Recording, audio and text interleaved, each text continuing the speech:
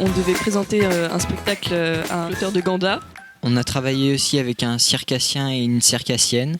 Nous, notre groupe, il a fait Ganda et particulièrement dedans, il y avait plus le voyage de Ganda, c'est-à-dire que nous, on travaillait plus sur le bateau, sur la gestuelle des vagues. On voulait faire quelque chose un peu original. Et du coup, on voulait faire ça sous forme théâtrale, mais avec un peu de danse aussi. Ce rhinocéros, je l'avais déjà vu en histoire de l'art. Puis j'apprends toute l'histoire du rhinocéros. J'étais vraiment fasciné. Mais l'élément déclencheur, c'était cette visite dans un musée. Donc, je trouve que les musées peuvent générer des histoires, oui. Écrire, c'est pas juste écrire, c'est réécrire, en fait. On commence à écrire avec la deuxième version.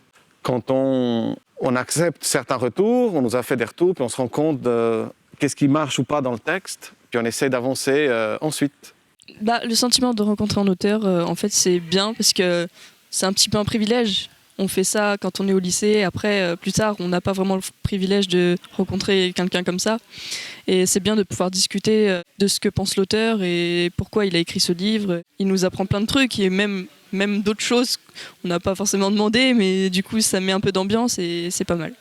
À un moment donné, il y a Ossem qui danse de joie. Alors, je voulais vous montrer comment il danse de joie. Voilà, déjà, en hommage à Ganda, je l'ai.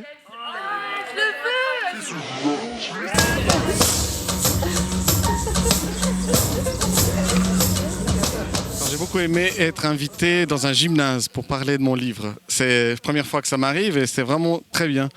Parce qu'évidemment, la littérature, c'est cérébral, mais pas que. On peut la vivre avec son corps. Un texte, une histoire. Et c'est ce qu'ils m'ont montré au début, j'ai beaucoup aimé ça. Moi, quand je fais des lectures, des fois, durant une lecture, je mime quelque chose ou je danse pour rendre hommage à un personnage.